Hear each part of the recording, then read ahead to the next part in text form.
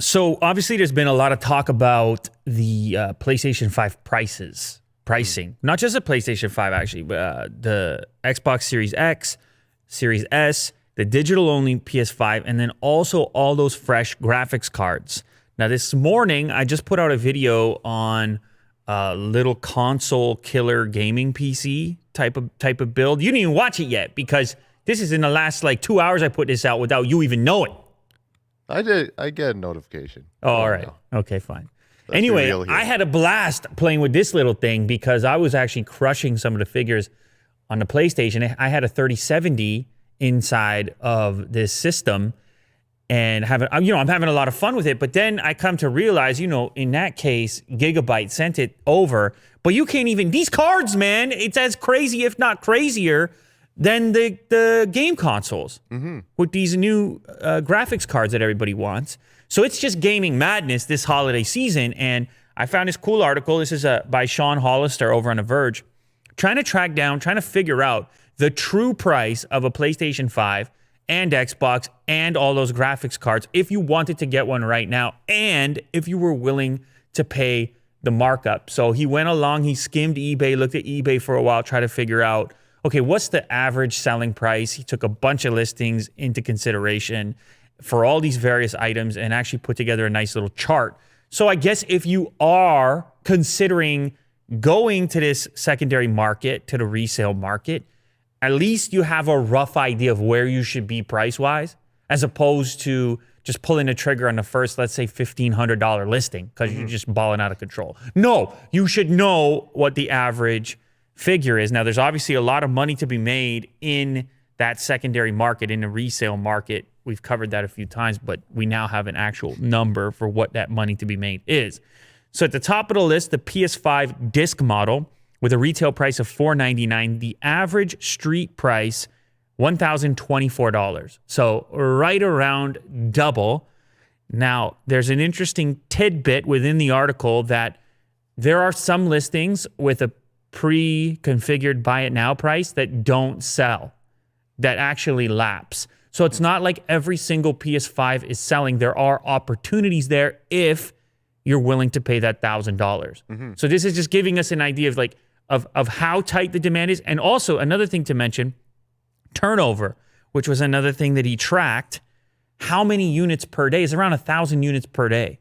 So that market, that secondary market with the consoles is flowing. Right. There's a supply and a turnover taking place, which would be the thing that would lead certain listings on those buy it nows to lapse and for those opportunities to still exist. Not the case with those graphics cards. The graphics card drought is for real, beyond what's happening with the PlayStation 5. And the way that we can figure that out is because no listings lapsed in this particular study and those price points, those nasty price points, and the overall turnover. So they're just way too much demand. Way too much. They're just not supplying enough. Wait, let me break it down for you, okay? Consistent wise. The PS5 digital, $399 retail price. That one's $990. Another interesting fact right there, because it's double. Yeah, it's $100 less retail, but people don't really care in the secondary market. They'll take either one. Right. You only have a $34 discrepancy on the average secondary cost on the eBay cost for the digital only. So people just need to get a PS5. That's what that indicates to me. Or there's less of a supply of the digital only. Xbox Series X, retail $499, street price $835. We already kind of knew the demand was a little bit less on the Xbox side, but still, that's a pretty hefty markup. Series S is also selling for more. $299 is the retail price that we were having fun with, that we were excited about. That's selling for $471 on a street price. That one is, I didn't expect that markup on that one. Yeah. And now we get into the RTX graphics cards. Okay, 3090, $1,500 retail price, selling for $2,076 secondary market. RTX 3080, almost doubling up, $700 retail price at $1,227 average. 3070 is a $500 card, but the street price on that, $819. And even the AMD cards as well, marked up. 6800 XT RX, 6800 XT, $649 retail, $1232 street price. So gaming is big. Gaming is hot this holiday season. It is the thing that everybody wants, whether they're on the PC or on the console. There are a few opportunities, as mentioned. If you're in the market for a PS5, check those buy it now listings. Some of them do lapse. However, if you're looking for a graphics card, good luck to you. May God be with you. Yeah, good luck. I'm just wondering, like, I guess these prices will potentially go up during the Christmas season? It all depends on supply. So we heard from the president of Sony that they were going to have more units before 2021. Mm-hmm. Well, that's the holiday season. Mm-hmm.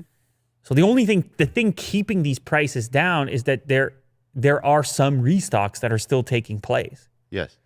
So the real question is, I mean, we would have to have more insight into supply to figure out what will happen with these prices. Mm. If the turnover stays roughly the same at about 1,000 units per day, but the supply to that market, to eBay from those restocks is about 1,000 units per day, yeah, then it stays sort of where it is. I see. But there's one thing for certain. Post-Christmas, there's going to be a drop-off. Oh, yeah. Yeah. And most people are going to have the thing that they want, and Sony will have a chance, and all these manufacturers will have a chance to catch up to the demand. So, but yeah, man, look at it. It's across the board. That's the amazing part. It's across the board, no matter how you choose to game. And he could have added the Nintendo Switch to this, because even the Nintendo Switch, certain bundles are getting marked up as well. And that thing's been out so it's just gaming. Yeah. It's just gaming this holiday season is the big interest. And these are big price points. My God. Yeah. I mean, it's a good time to sell. There's only a handful in there under $1,000. Uh-huh. You could get a 3080 for yourself at $1,227. And maybe that's a good question for the audience. If you got about $1,000 to spend, are you going to go for a PS5, an RTX 3080, or an RX 6800 XT? They're all kind of right around $1,000, and well, obviously competing as well. But my experience in the video that I just made, which you can go and check out, as an example, I put the RTX 3070 against the Xbox Series X in that video. And maybe I'm not going to tell you what happened, but you can go take a peek for yourself. And the 3070 is actually a little bit less on the secondary market than the Xbox Series X right now. So but you do need a whole PC to go with it. Yeah. So that's worth considering as well. Today's sponsor, also a nice little choice for the holiday season with a discount currently. I'm talking about Manscaped. This is that's a stocking stuffer right there, isn't it? Nice little package. A nice little package they put together for the grooming. You take care of yourself. We take care of one another. Maybe you purchase this for a loved one, or maybe you treat yourself, Will. Why not? Because you gotta treat your skin right. Of course. You can't be nicking yourself up on the holiday season. You got to be your best. Will. Yes. Special events. Whatever they happen to be. So Manscaped, I told you guys in the past, this is personal hygiene. This is trimming for the sensitive regions. This is keeping your act together. That's what that is. They use a ceramic blade, which is it's not pulling or tugging. I've used many razors over the course of my life. Yeah. All over the place. Because you're a beard guy. Look at me. Have it maintained. I got hair. Look at me. I got hair everywhere. You do, yes. And so I'm very familiar with all the various blades and clips and brands and things like this. And this ceramic blade thing is for real. It does make a difference. And there's even the shaver has a tiny little flashlight in it as well to illuminate the areas you're shaving so that you have more control. You can see what you're doing, and also less of a chance of causing an issue, even though with this ceramic blade, it's unlikely. But they sell more stuff at Manscaped as well, not just the shaver for the intimate regions. They've also got all kinds of products, including ball deodorant. The name speaks for itself.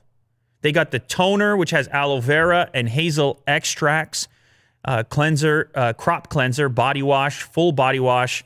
You can also use on your hair. I mean, they have foot deodorant, nose and ear hair trimmer. You can put together a whole package for yourself and save 20% right now, plus free shipping.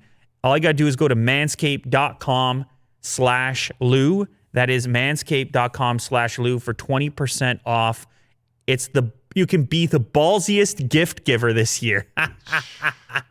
They say it could be for your partner, dad, brother, or friend. Get them something they'll actually use, and it's also sure to get a laugh. Or you know what you can do is, if you really need this and you really want this yourself, you can just drop a hint to your loved one to say, check this out. You just send a link. You just say, what do you think? Check it out. You can drop a hint. Have some fun with it. And get your lawn mowed in the meantime as well. All right, what we have next? Oh, speaking of the PlayStation 5, once again, that's manscaped.com/Lou. Don't forget the /Lou part. It's 20% off. Don't screw this up. Back to the PS5.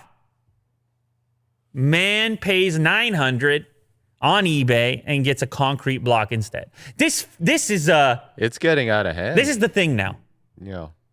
For the rest, as long as this marketplace exists, we're going to have a new update of all the various items in the universe that have been substituted for PlayStation. And because we had the rice, we had the Foreman grill, pictures of the PS5. we had pictures of the PS5. Only the box ships, and now we have a concrete block. What? Why are they shipping it? Why does it have to be a block? It's so heavy. No, so I think that this image is a little misleading. My understanding, reading the article here, is that it's like a smaller little brick. It was just it was concrete filled box. Yeah, the picture here is like a legit concrete cinder block. Yeah. A man who paid almost $900 to win an eBay listing for a PlayStation 5 claimed to receive a concrete block. He was in Orem, Utah. He thought he had managed to obtain one of these consoles. However, his PS5 box was containing a chunk of concrete. Man, I'd rather get nothing at all. That is sad times. Brutal stuff. And he called the cops. They're looking into it. eBay themselves, they say, look, we're going to crack down. I mean, it doesn't sound like they're cracking down, because I got a hot news story every day around here on this stuff. But they say we're going to crack down, especially on a higher priced item. So maybe they got to go out. They hire some extra manpower, be out there hunting those wacky looking listings. However, you just got old-fashioned scammers that could just set up an account and one-time deal, just make $1,000 and send this. It's very difficult to police this thing. So it actually, part of it falls on the buyer. Check that feedback rating. Make sure you're dealing with a legitimate seller, if you can. But I know people are desperate, so they're clicking buy now from any listing. But you can quickly click on a person's profile if you're unfamiliar with eBay. Man, I got started. I've been on eBay. Yeah. You know. Have I gave you that story before? I mean, at one point in my career, pre-YouTube, I was buying pallets of gadgets from Circuit City in the U.S., which would be the returns. And then I would take the whole pallet, a shipping pallet, I would peel it apart, and then I would test all the various items in there to find whatever was working. This was not a lucrative business for me, because a lot of stuff was not working. Yeah. And my ability to repair things was somewhat limited at that point, though it did improve as time went on. Did you find like a rare thing? What's the best thing you got there? No, I mean, it was a lot of, you know what it was? It was a lot of, there were some like RC cars and a lot of speakers and an odd laptop. But you would get it for cheap, man. You could get a Circuit City return pallet for, I don't know, like $600. Yeah. And there's maybe, at the time, there's maybe like 60, 70 items on there. So you're thinking to yourself, if a few things work, I could hit the jackpot. Yeah, or repair something that was just easy. But again, it's getting picked over along the way, so you never really know who poached what. Yeah. And if they took the good stuff before it ever got to you, so you needed good connections. And the thing was, it was an experiment. I had a lot of experiments as a youngster. Yeah. As a young entrepreneur. Yeah. You got to try this kind of stuff out. You learn something which stays with you to this day. So anyway, I will have these eBay profiles, And I would be very aware of the feedback rating that people would have because of who I'm going to do business with, and also just for myself, how important it was to maintain it so that other buyers would trust you back. So anyway, I'm just saying, if you're a new-ish eBay user, you're just a one-time user hopping on for a PS5, it's one way to pretty much ensure you're not going to get a concrete block. Yeah. Because you're dealing with somebody with a track record. Here's some Samsung news. Apparently, they might be killing a popular phone. Do I have one right nearby? No, I don't. Yeah, in 2021, we might not see another Galaxy Note. Huh. That would be different. Obviously, there's been many of them, many Galaxy Notes. And apparently insiders say the company won't continue to produce it. There's been a drop-off in those ultra-premium smartphones. I mean, we're talking about a smartphone, what is it, like $1,200 or whatever, the Note series. And the marketplace has just changed. Samsung actually improved their number of shipments over the previous year. They actually did good, did okay. You did good. But it wasn't necessarily where you would expect it to be. It wasn't in these very premium price tag devices. And there's a ton of overlap, man. When you look at like an S20 Ultra, and the latest Note, I mean, it's not a lot of. You got the pen. Yeah, the screen size is almost the It's same. so comparable. The camera module was actually a little more versatile on the S20 Ultra. It's a lot of crossover. Yes. And the thing was, originally the Note was the big phone. Yep. That's a selling point. Now, the S20 Ultra is enormous. Their Ultra model is enormous. So do you really, is it too many options? Well, I'm just talking right now. Obviously, we have a report here. Insiders, whoever they happen to be, say that the Note series is on a chopping block. So yeah, the most recent model, Note 20 Ultra. Did they call it Ultra as well? I can't even remember at this point. Yeah. A phone that I liked. However, I always have these high expectations for what I'm going to do with this stylus, and then I never do. End up using a stylus all that much. Plus, I'm going to throw something else in the mix. We reported recently on this show about the Samsung's commitment to the foldable devices. Yeah. And now you're getting into that range and territory as well, price-wise, where you're thinking, if Samsung cuts back the Note team, takes that team and puts them on the fold devices, and figures out a way to get the pen input over there, that makes even more sense. Yeah, essentially have a foldable Note. The Z Fold Note. Yeah. We just made it. They're already working on it. But yeah, they're committed to making the Fold a thing that's here to stay, even though the numbers in terms of sales are still pretty small at this point. It does feel like it serves more of a purpose than having this crossover here, which is so much like the flagship they're already doing. Plus, on top of all that, they're talking about putting a stylus on, or bringing a stylus with the S21, which is coming out very shortly. Okay, so there is no point for a Note 20. But that's what I'm saying. They just get, like, instead, the leading model of the Galaxy S, the S21, will come with a stylus, and future versions of Samsung's foldable phone could also work with the attachment. Again, these are reports. What do you prefer, though? The shape of the S20 or the Note 20? It gets weird when a phone gets that big. Visually, aesthetically, I like the look of the Note series because it has more of a squared off kind of design to it. It looks a little simpler, but holding it, my God, when you hold these things, they're enormous. So phones at this scale tend to feel even bigger than they are, the more the sharper the edges are. Right. Even though sometimes the sharper edge can give you a more confident grip because you're like, well, I feel that sharp edge. Just when the phone scales up so much, and I used both of them actually for a while. There's something a little bit more comfortable about the curved edge with a gigantic phone. Right. So we'll see what happens here. It's interesting because if the S21 Ultra comes with the stylus, is everybody going to want the stylus? And is it going to have a little bay to keep it in, or is it going to be a peripheral on the side? It's a lot of questions. Again, it's a report.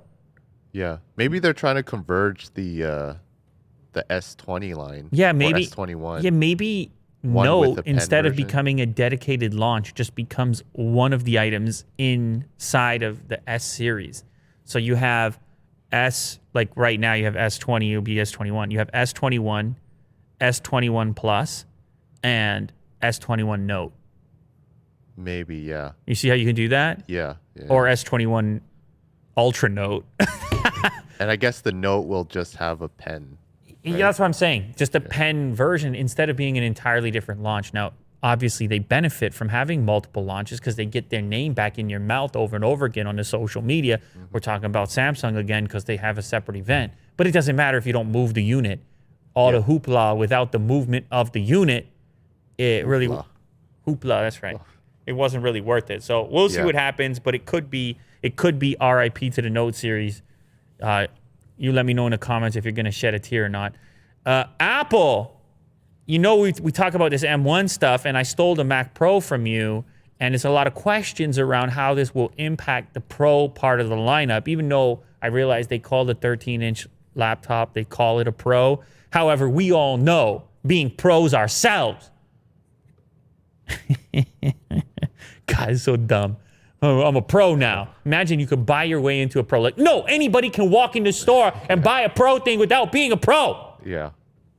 Anyway, we do make content for a living, so whatever. I'm calling you a pro. I'm not a pro. You're a pro. Willie Doo's a pro. Half. Anyway, so the question remains, what are they going to do with these pro models as they transition from the Intel-based stuff? Of course, today you can still buy a MacBook Pro 16-inch or a Mac Pro, and it's going to come with Intel-based hardware. So they got to do something. They got to get their own silicon in there, but they can't put this 8-core stuff. You got to have more versatility, and you got to have more cores. So you can currently configure a Mac Pro with how many cores? We have a absolute beast over there, the one that we spent too much money on. I don't even remember how many cores it has. It's 28? 28 cores? Was that the previous Max Xeon chip? Or Xeon? Here we are hunting, core hunting. Anyway, the talk here is that they will be working. Yeah, the current is a 28 core Xeon available in the Mac Pro for about $1 billion, by the way, too. Yeah. For that thing. We have no idea what the specs are for it. However, no, it's just a fun thing that you get to do when you use Final Cut Pro on a daily basis. You get to just spec out a stupid thing. However, it's not worthwhile at this point in time. Like, I mean, people are going to be avoiding this thing like the plague. You can't be going specking out a Mac Pro right now. That's a nasty move. Because all this new silicon stuff, I mean, you're better off getting one of those MacBooks in the meantime. Yeah. What was the performance incentive? Was it like double performance? For what? For the M1 chip versus Okay, Intel. so I do feel the need to draw a distinction right now. It does matter what software you're using. So if you're trying to jump on there and just like load up Adobe Premiere on Mac, then forget about it on this M1 stuff. Nothing is optimized. It's a disaster. Yeah. So you still want to use the Intel-based hardware if that's the life you live. Although if you're using Premiere, I don't know why you're using a Mac. Like you don't, there's no real incentive there. You can get a better cost of performance on the PC side if you're going to be using Adobe's video editing tools. But Final Cut though. It's it's crazy what you can do on the M1 stuff, and it'll be even crazier to see what we're going to be able to do once they implement it in the Pro models. The rumor right now is up to 32 cores of their own silicon in an upcoming mini, by the way, half-sized Mac Pro, because, well, they've done all kinds of fancy stuff with the cooling and all the rest of it as well.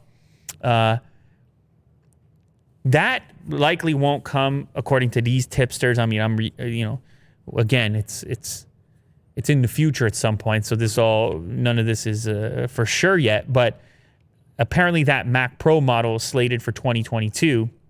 But there could be faster desktops in the meantime in 2021, later 2021. And of course, we all fully expect to see something happen with the 16-inch model. Possibly getting a 16-core version of what's happening right now in the cheaper models. That could be an exciting machine as well for all the Final Cut users that are out there in the world. One thing that bugs me is that Apple doesn't make 2D equivalent software to Final Cut. Like Photoshop equivalent. Of course, they have the Premiere equivalent. But Photoshop, you're still working with Adobe. You're still on their creative cloud system, and you're still waiting for them to bake in any kind of optimizations for this new hardware, which takes forever. So maybe one day, maybe Apple should buy Adobe. I don't. Does that make any sense? Maybe. Probably not. I don't know that we would want that, because on the PC side, that would be over.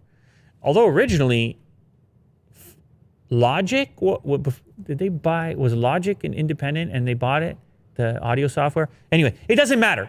We're going way back. We're going old-fashioned here. It doesn't matter. Point being, don't buy an Intel-based system at the moment. Keep using what you have.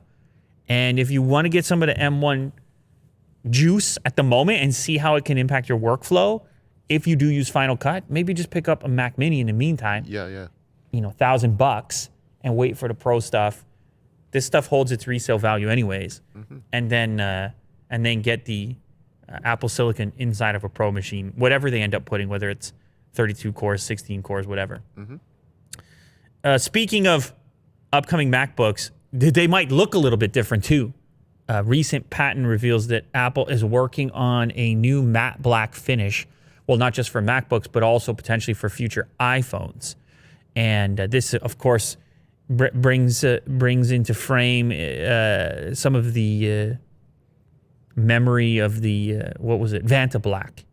Oh yes. These very the darkest black color, which absorbs all the light, and they put it on the BMW, and it's all kinds of fancy science in order to make this stuff work. But it's so black you can't. I mean, there's like no reflection. It looks unreal when you see it. Vanta Black 2.0. Now that stuff is incredibly volatile. You wouldn't want it on your consumer electronics because all the grease and grime shows up. It's nasty, really.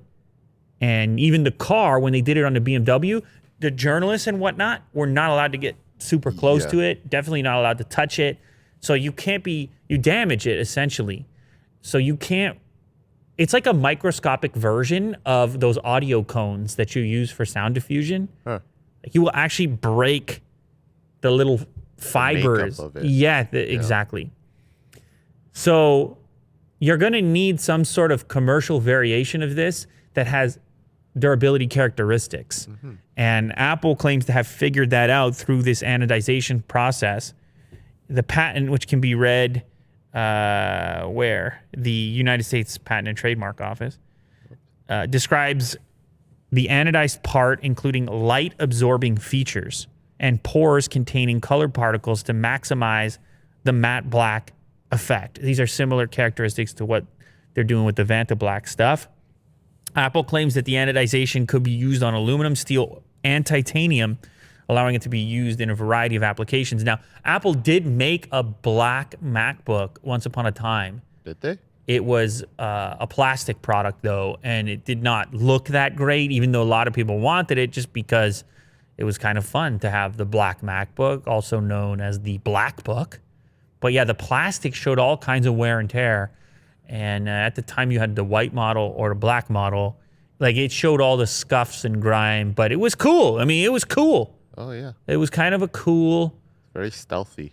A cool product, and it's just been a really long time now. Apple's gotten close with this space gray stuff. And if you noticed, Will, they don't put out a really black iPhone either. It's always graphite since I guess the iPhone 5 was mostly black, but it showed every nick and scratch.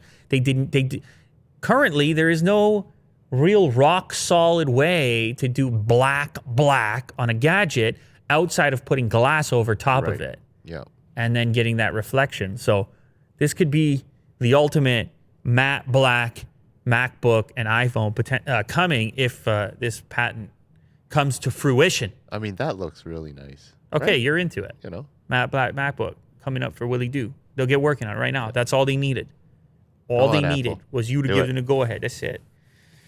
Apparently, Oppo is working on a new smartphone with a removable camera module. Now, we've talked about many variations of this. A previous patent, I can't even remember the brand. It was actually the removable module came from the top, like you picked it out of the top, kind of where other manufacturers have put those motorized components in the past. This one, you actually pull the whole brick off the back. And you'll see the patent if you just scroll down a little bit further there, the initial drawing. And I don't know how it's going to fit in there. Is it a clip or a click or possibly a magnet? But I know what you're doing right now, Will. You're sitting there curious of why you would need to do something like this. Now, in a land full of smartphone slabs, I think some of these brands are just imagining things maybe before there's a practical application or solid marketing for it. They're just thinking to themselves, well, we need something. We got to be thinking a little bit outside the box here because we're trying to sell smartphones and everybody's got one and they all are basically doing the same things. Well, anyway, I suppose what this could allow you to do is to swap lenses. Well, yeah, swap cameras, and which would therefore swap lenses. So kind of like an interchangeable lens system. Yeah. Similar to Micro Four Thirds or Moment. Moment. Yeah, well, Moment does a lens on top of your pre-existing lens. This could be an entire module swap. Although, I mean, some of these phones we were just talking already have 4 cameras.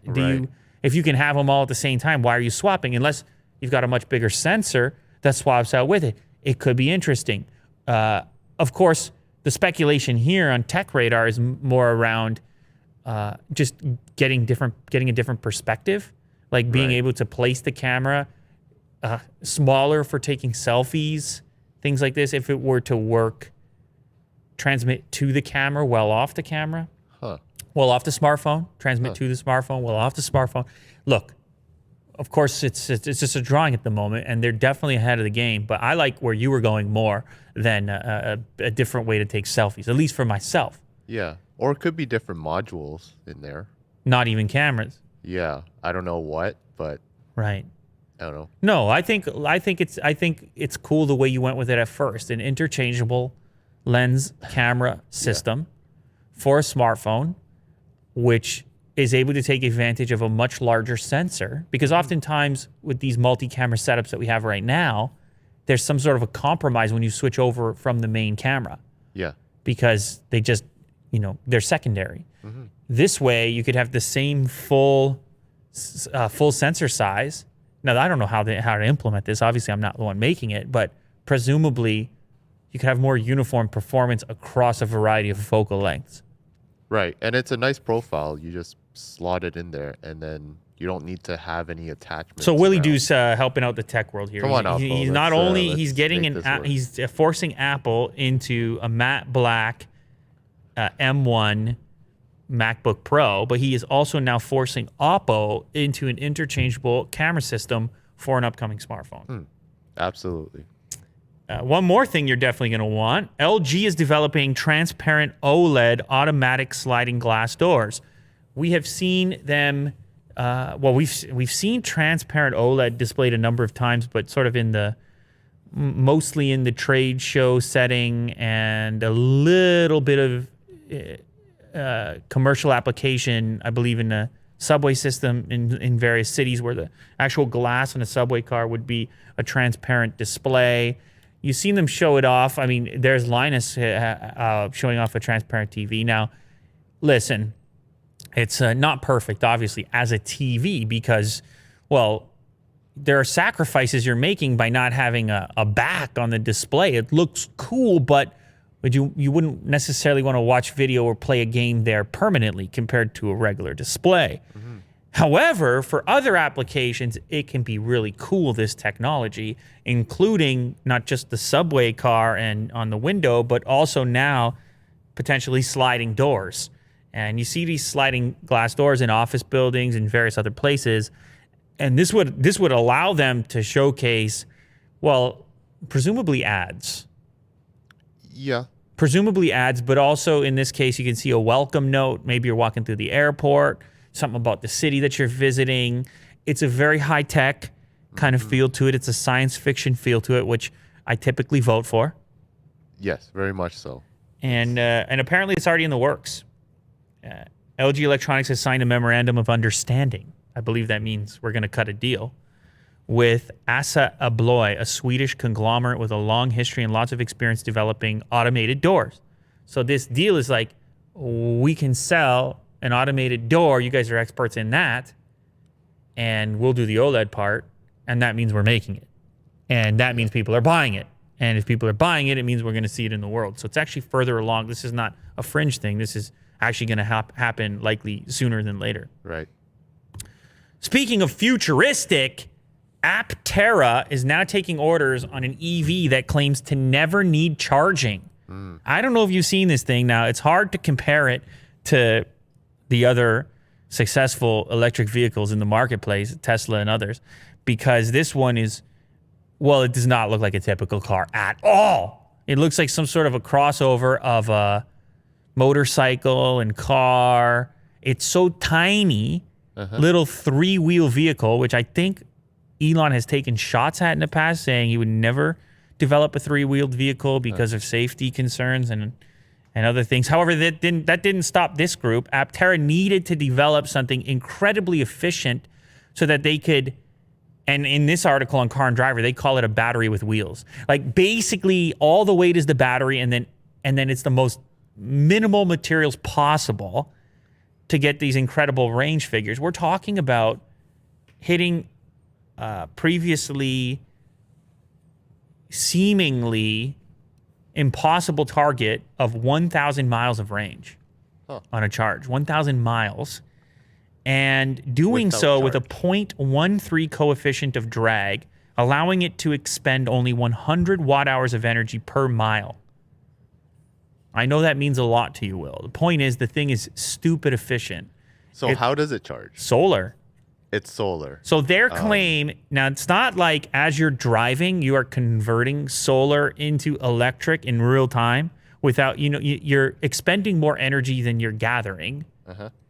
However, you have to park your car. And depending on the environment in which you're driving this car, the thinking is that it will be capable of charging fast enough and being efficient enough while you're driving it that you'll never need to plug it in, that there could be scenarios for users where they never need to plug it in. Yeah, this seems like the best case scenario. For the future. Yeah. Yeah, but, well, I think you're leaving out one really important part, though. Well, where's the solar panel thing? No, the solar panel's there. It's on the top. The important reason why the trouble with this being the future right now is you got 18-wheelers on the road. Yeah, this looks delicate. You got SUVs on the road, man. Yeah. And I'm just saying, look, I don't think there's been crash tests yet. But I'm just saying, you put the dummies in there, I'm concerned a little bit. And definitely with Elon coming out and saying, look, I'm not interested for safety reasons. I'm all for it, man. Science fiction, energy efficiency, drag coefficient. I'm for it, man. But I got to just put the other side in there. It's, you always give something up, man, to be this lightweight. Now, crazy enough, this tiny little thing. So the solar roof array, by the way, just real quick, is going to add 40 miles of range over the course of a single sunny day. You can add extra panels to the hood and hatch to add another 24 miles of range. Again, you're going to need some sunny weather. It's not going to do as well over here in the winter, obviously. Now, what impressed me was the 0 to 60 times, because the thing looks kind of like it doesn't look fast. I mean, the shape of it looks fast, but it just looks so like a bicycle or something. It looks like efficiency at all costs. I didn't expect it to be fast. However, the 3-wheel drive model can apparently do 0 to 60 in 3.5 seconds, which is not nothing. It's something. For a high-efficiency vehicle like this. The heaviest model is going to come in around 2,200 pounds, so it might actually be fun to drive. And the pricing will range from $25,900 to $46,000, depending on the options. It doesn't look like it has very much cargo either. We should also say that. Right. I don't think you can go haul too much stuff in here, but apparently they're taking pre-orders. So what? You can give them, I think it started on December the 4th, I believe. You can give them $100. Started 7 p.m. on Friday, December 4th. I think I'll give them $100. Let me see. Can I give them $100? I'll order one of these. Yeah. Yeah, I can give them $100. So, driven by the power of the sun. I mean, the thing looks cool regardless. Safety concerns aside, that thing looks cool and fun and I'll pre-order, and maybe they'll give us an earlier one we can bring to the new studio. Yeah, let's We'll get in touch and see if we can play with one of these Apteras, maybe even before it hits the market. It's a very cool looking thing. You got to admit that much. All right, last story today. I'm sure you heard this one. We got the boxing match coming up. I didn't even know this was in the works, but man, boxing is it's a whole different thing now. And it just seemed like a perfect 2020 kind of announcement because things have been very weird, and we just came off of the Jake Paul knockout of Nate Robinson. Yep. And the comeback fight of Tyson and Jones, and you started to realize, oh wow, boxing is kind of social media now. Yeah. I'm not trying to disparage anyone. It is the competitive thing exists, and the world champions are out there. But these big ticket, the big money appears to be made through social media. And the evidence of that is that the previous fight was a Tyson deal with Triller, a social media company. This is another social media deal. And that's where I get interested in the mechanics of the actual fight. I will talk about the actual fight as well. Okay. But I want to hear your opinion. The mechanics on the business side is really interesting what they did this time. It's a company called Fanmio, and it's a platform for interacting with your favorite celebrities. I don't know if it's like, I remember this one called Cameo, which lets you get a shout out for some money. But anyway, it's a social media element to it, and they're marketing for how to sell the event. By the way, I'm talking about Logan Paul versus Floyd Mayweather, which you may or may not have heard, is to price it low right now, Will, and then having an increasing pricing tier the longer you wait to buy it. It's super weird. Yeah. So you're talking about $25 if you get it in, oh my God, how about the promo video? Yeah, I think it's $25 if you get it right now. Okay. Going all the way up to $70 eventually. Okay. If you hold off, or if you're late to the party. So, and there's pricing tiers along the way. It goes up, $20 after the first million pay-per-view buys. Very strange. Now, it will be on regular pay-per-view as well. Oh, okay. But so was the last event. But it is this kind of big promotional thing. Another interesting business side, because I just get interested in this stuff, man. I apologize, is that it was Logan Paul's camp that put the deal together. They had approached Floyd Mayweather, according to this report. And they had the specs laid out and the money laid out before it was signed on the dotted line. So that goes back even more so into the realm of fighting becoming social media or an extension of social media. All right, now the fight. So Floyd Mayweather's 50-0. The O will means he's never lost a fight. Yeah. That's what the O means. On the flip side, Logan Paul also has an O in his record. His O stands for never having won a fight. Having 2 professional fights. He's 0-1. He's 0-1. I guess he had a draw. The first one was a draw. A draw and then a loss to KSI. So on paper, you look at that and you say, what exactly are we doing here? How does he stand a chance? What exactly is happening in this exhibition match? The size. Okay, so then we have this piece, which is maybe you get the thing sanctioned because Logan Paul is much bigger. Floyd Mayweather is not a large person. His last fight, he came in at 150, right around 150 pounds. Logan Paul, on the other hand, 6'2", 200 pounds. Now, in fighting, in boxing, this type of tango would never take place. Those would be vastly different weight classes. However, the skill gap here is significant, and I suppose it's significant enough to get the fight sanctioned. You have the guy with next to no experience, very little amount of experience, being much larger than the guy with maybe the most experience winning of anybody currently boxing. And not really getting hurt badly. And arguably one of the best, not arguably, one of the best defensive, arguably the best defensive boxer ever, dancing and bobbing and weaving and poking and all the rest of it. So, what happens in the match? Oh, no headgear, by the way, right? No headgear. Yeah. So what happens in the match? We're still waiting for official rules. Boxing is a tremendously exhausting sport. Yeah. Just moving about in the ring and throwing punches, tremendously exhausting. The conditioning for boxing, unreal. I have a ton of respect for anybody who goes out and does it. I don't care if your last name is Paul or Mayweather. To train and to take it seriously and to be able to stand out there, throw punches, move around, risk getting knocked out. Is beyond what the average person sitting on the couch is prepared to actually do. Yeah. So I'll put the respect there on that accord. However, there's no doubt that in this case, it's totally possible for Mayweather to dance around that ring. I mean, really dance, land his shots, and avoid punches from Logan Paul, even though he has 50 extra pounds. Yeah. Right? Mayweather has avoided getting hit from guys who box their whole lives and definitely have more speed than whatever Logan's going to be able to bring. Mm-hmm.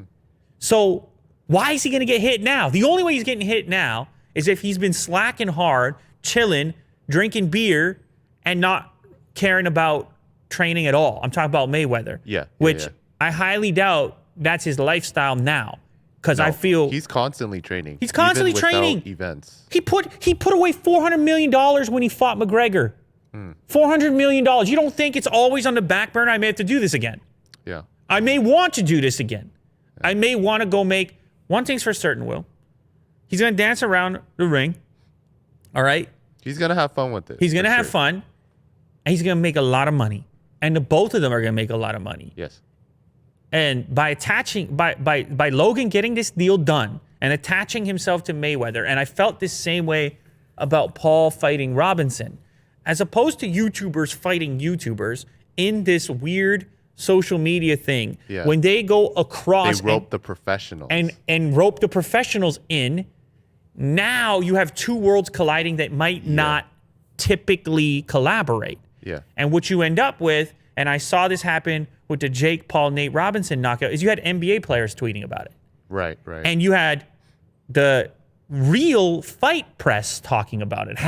You had ESPN having to say Jake Paul. Yeah. And that's where the genius of the thing comes in, is even if Logan has to chase him around and lose the fight and not look all that great and not look like a boxer, because most don't against Floyd Mayweather, he still has now inserted his name in a place that would be where it would be near impossible to, with the snap of your fingers, insert yourself into all those new worlds that belong to all those people. They definitely win, both of them. And when it comes to just selling the damn thing, you have buyers coming from two seemingly way apart that come together for this purchase. Yeah. It reminds me sort of how somebody like Rogan can go out and get a podcast with Kanye West. Mm-hmm. Like when you merge worlds together that don't normally collide, you end up with a multiplier effect take place when it comes to hype. Because you feel as though the thing becomes representative of those two groups meeting completely. Mm-hmm. And so I thought about that as well. When I saw this deal get done, I thought about KSI. Yeah. Because I was like, wait, KSI wins the fight. Yeah. It's close, whatever, but he officially wins the fight, the original, and he doesn't get the opportunity. Now, granted, I don't know if he wants it. I don't know if he was attempting to get it. He has his own, again, he has like his music career. No, he's doing other things. He's absolutely doing other things, but it's a curious makeup. I think from a marketing perspective, this one bridges a wider divide when you look at the independent fan bases. And then also building off what happened with his brother recently and the name kind of combining around, because like I said, you had Snoop Dogg on the call. Yeah. Snoop Dogg was commentating the Jake Paul fight. Yeah. Like there are things happening here that, well, it's all attention at the end of the day, and it's all what you're willing to pay for, and it's all about money at the end of the day. Mm-hmm. And that's just the way it And goes. there's people they're gonna watch it. That's just the way it goes. Consume. That's just the way it goes. Yeah. And especially those late people that are paying $70 for it, there's money to be made. Oh yeah. Don't get confused about what's going on. There's money to be made. And this dance, it's an expensive dance to watch these two people march around that. And I'm not saying that they don't have to box. They do. But it's all business. I guess even like the pre-fight, all that hype. There's money to be made. There's money to be made. Yeah. There's merch. There's money to be made. Yeah. There's videos. There's build-up. There's ad revenue. There's sponsorships. There's money to be made. Oh yeah. These two guys are going to act like they hate each other for the next until February. And then at the end of it, they're going to sit there, take a little sip, some cognac, something like this, shake hands and say, enjoy the rest of your life with those extra few $100 million.